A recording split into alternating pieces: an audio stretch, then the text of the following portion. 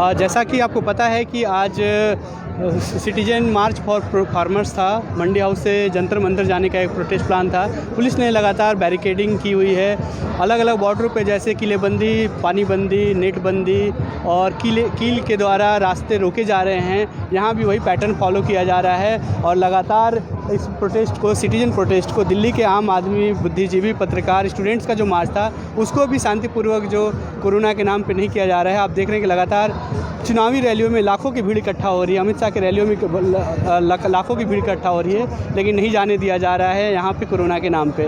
हमारे साथ गौहर रजा हैं, मशहूर वैज्ञानिक हैं, लगातार सामाजिक आंदोलनों में सक्रिय रहे हैं। अलग अलग मुद्दों पे किसानों के आंदोलनों से भी लगातार वो जुड़े रहे हैं। उन्होंने एक नज़्म भी लिखी थी इस आंदोलन के विषय में।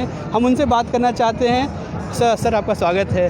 ये जो आंदोलन है, ये जो आज का मार्च है, ये दिल्ली के फार्मर्स जो प्रोटेस्ट कर रहे हैं उनके सपोर्ट में दिल्ली के आम जन, बुद्धिजीवी, कलाकारों का है। उसको एक लगातार मीडिया और सरकार प्रचारित कर रही है कि दिल्ली के बुद्धिजीवी, कलाकारों का इस आंदोलन से कोई मतलब नहीं है। आप इस पर क्या मतलब बोल देना चाहेंगे? जो रोटी खाता है, जो सब्ज़ी खाता है, जो गेहूँ, चावल, दाल खाता है, उसमें से हर एक का मतलब है किसान के साथ। और मुझे सिर्फ ये ताज्जुब है कि कुछ लोग ऐसे भी हैं जो रोटी खाते तो हैं लेकिन किसानों के ख़िलाफ़ आवाज़ उठा रहे हैं, बोल रहे हैं। उनकी रोटी कैसे हज़म होती है मुझे नहीं मालूम, लेकिन मैं ये समझता हूँ कि हमारा देश हो या कोई भी दुनिया का देश हो, अगर वहाँ किसान परेशान है, अगर वहाँ किसान अपनी आवाज़ उठा रहा है, अगर वहाँ किसान ये कह रहा है कि भाई हमें तुम्हारा काला कानून नहीं चाहिए है, तो हमारी आवाज़ उसकी आवाज़ के साथ मिलनी चाहिए।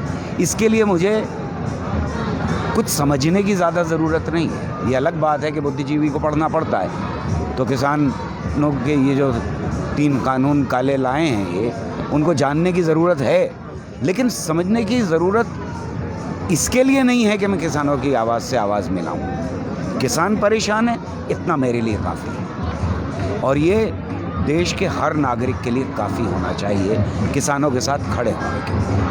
जो पिछले 6 सालों में आंदोलन हुए हैं CAA NRC के खिलाफ़ में, अलग अलग मुद्दों पे जो प्रोटेस्ट हुए, उस प्रोटेस्ट से इस प्रोटेस्ट का एक अलग तेवर है। ये आपके आर्थिकी से, रोज़ के जीवन मरण से जुड़ा हुआ है। उसके बाद ये इस आंदोलन को आप बाकी के आंदोलनों से कैसे अलग देखते हैं? मेरी उम्र, यानी अगर 4 साल निकाल भी दें, 60 साल की उम्र, और जितना पढ़ा है, उसमें इतना अद्भुत आंदोलन मैंने अपने देश में नहीं देखा।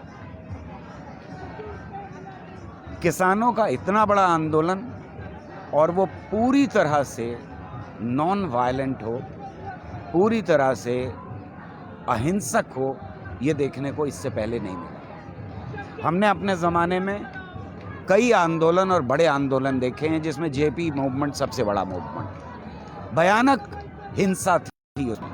यूनिवर्सिटीज़ के अंदर, क्लासरूम्स के अंदर फर्नीचर तोड़ा गया है, बाहर बसें जलाई गई हैं, जगह जगह दीवारों को पोत दिया गया था। बड़ा हिंसक था। हिंदी के फेवर में, हिंदी के ख़िलाफ़ आंदोलन भी इस देश ने देखा है, हिंसक आंदोलन। हमने इमरजेंसी के ख़िलाफ़ आंदोलन देखा है, हिंसक था। CAA मूवमेंट ने आंदोलन के, प्रतिरोध के कल्चर को बदल के रख दिया, और आज किसानों का मूवमेंट दुनिया का सबसे बड़ा मूवमेंट, मुझे नहीं मालूम है कि इतना बड़ा मूवमेंट दुनिया में कहीं किसानों का हुआ हो। ये मूवमेंट पूरी तरह से अहिंसक है, मोहब्बत है इसके अंदर, सब इकट्ठे हो रहे हैं, सारी जात धर्म की बाउंड्रीज़ को तोड़ करके इकट्ठे हो रहे हैं। ये एक अद्भुत बात है। ये जो हमारा मध्य वर्ग है, कलाकार हैं, बुद्धिजीवी हैं, और ख़ास करके जो मीडिया और सिनेमा है, ये पिछले कुछ सालों में ऐसा दिखता आ रहा है कि जो इसकी सरोकार जन के प्रति होना चाहिए, वो सरकार के भोंपू बने पड़े हैं। जो बहुत सारे हमारे बुद्धिजीवी या बड़े इन्फ्लुएंसर हैं जिनको इस आंदोलन के समर्थन में आना चाहिए था, वो उस तरीके से नहीं आते हैं। ये पिछले 4-5 सालों का कल्चर है, और मेन स्ट्रीम मीडिया लगातार हर आंदोलन के प्रति एक जहर उगल रहा है। राष्ट्रवाद के नाम पे लोगों को देशद्रोही ठहराया जा रहा है। इस पूरी प्रक्रिया को आप कैसे देखते हैं? जिसको आप मेन स्ट्रीम मीडिया कह रहे हैं, वो मेन स्ट्रीम मीडिया है नहीं। उसका पहले जो आपने नाम लिया था वो सही नाम था, भोपू मीडिया है या गोदी मीडिया है। वो मुट्ठी भर हैं, उनकी पहुंच ज़्यादा हो सकती है, देखने में अपरेंटली ऐसा लगता है कि उनकी पहुंच ज़्यादा है, लेकिन जो मीडिया आप हैं इस वक्त, जिस मीडिया का आप हिस्सा हैं, वो मीडिया लाखों लाख तक पहुंच रहा है, करोड़ों लोगों तक पहुंच रहा है। अगर आज हम उसको ऐड करें तो जितना मीडिया की पहुंच, भोपू मीडिया की पहुंच है, उससे कहीं ज़्यादा छोटे छोटे ऐड करके करोड़ों तक पहुंच रहे हैं लोग, और ये रोकना इस सरकार के लिए आसान नहीं है। दूसरी बात जो समझनी चाहिए हमको, जो बहुत ज़रूरी है, वो ये है कि जो भोपू मीडिया है, जो ऐसा मीडिया है जिसने घुटने टेक दिए हैं, जो रेंग रहा है सरकार के साथ, उस मीडिया को सुनने वाले जो उस पर यकीन कल तक रखते थे, उनका भी यकीन आज नहीं। दूसरी तरफ जिस तरह से इन्होंने विभाजित किया है, किसान आज आपको सुन रहा है, आम जनता आपके चैनल को सुन रही है, वो छोटी हो बंद सकती कर रहे हैं। एग्जैक्टली वो उनके साथ खड़ा है, जो मीडिया उसको सुन रहे हैं। यानी जो आरएसएस का मीडिया है, वो आरएसएस की आवाज़ आरएसएस लोगों तक पहुंचा रहा है, वो सिमट गया है, उसके ऊपर आम जनता को कोई यकीन नहीं है, आपके ऊपर यकीन है। मैं यही देख रहा था कि एक छोटी सी चैनल जिसका कल तक कोई नाम नहीं था, उसके 44 लाख व्यूज। हम लोगों ने भी 2 दिन पहले एक गाजीपुर बॉर्डर से लाइव किया था, उसको 70 लाख लोगों ने देखा। 70 लाख करोड़, ये है आपकी ताकत। और मुझे अगर आज उम्मीद है 64 साल 65 साल की उम्र में, तो इस मीडिया से ये आवाम की जनता की आवाज़ उठाएगा और उठाता रहेगा। एक बात और बार बार मैं कहता हूँ कि भगत सिंह होने के लिए ज़रूरी नहीं है कि कुर्बानी दें या कुर्बानी लें। ख्यालों को बदलना, ये है इनकलाब, और ये है भगत सिंह का इनकलाब, जो उसकी आखिरी किताब में लिखा गया। ये काम आप कर रहे हैं, तो मेरे लिए आज की जनरेशन में जिस तरह आप मेरे सामने खड़े हैं, मेरे लिए आप भगत सिंह हैं, जो पहुंचा रहे हैं आवाम की आवाज़ जनता तक, जो सही बात को सही बात कह रहे हैं और आपकी बात पे यकीन कर रही है आज। एक और बात है कि जो ये आंदोलन केवल कृषि कानून खिलाफ नहीं लग रहा है, अब ये जनता का आंदोलन बनता जा रहा है। ये लगा था कि पहले पंजाब में आंदोलन है, फिर ये हरियाणा के जाटों का आंदोलन में चित्रित किया गया, फिर अलग अलग इलाकों में ये किसी न किसी ब्रांडिंग के लिए किया गया। ये आंदोलन में एक खास बात ये भी है कि ये 2 कॉरपोरेट को भी निशाने पे ले रही है। जो पूंजीवादी ताना बाना है, उसकी भी जो परिणति है, जो नवोदारवाद की रणनीति है, उसकी जो 30 साल की मार है, उसको भी निशाने पे ले रही है। तो आपको क्या संभावना लग रहा है कि ये आंदोलन इससे आगे कहाँ जाता दिख रहा है? मैं इस बात को, इन 3 कानूनों को एक अलग नज़र से देख रहा हूँ।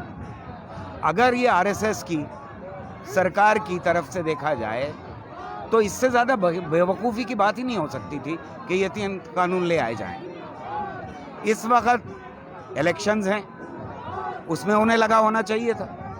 इस वक्त उनके लिए ज़रूरी था मंदिर, तो भाई मंदिर का एजिटेशन चला रहे होते। उन्होंने अपने पैरों पे कुल्हाड़ी मार ली किसानों के 3 कानून लाके। आज जनता के अंदर उबाल आ गया, पूरे देश के अंदर, तो क्यों किया उन्होंने? मेरी समझ से ये बाहर है कि वो ऐसी कोई चीज़ करेंगे जिस चीज़ में अपने पैरों पे कुल्हाड़ी मार ली। नहीं, उनका असल मकसद सिर्फ और सिर्फ क्रोनी कैपिटल को फ़ायदा पहुंचाना है, और उसके लिए वो कोई भी कुर्बानी देने को तैयार है। वो सिर्फ किसानों की नहीं, वो सिर्फ नौजवानों की नहीं, वो इस देश की कुर्बानी देने को तैयार दिखाई दे रहा है।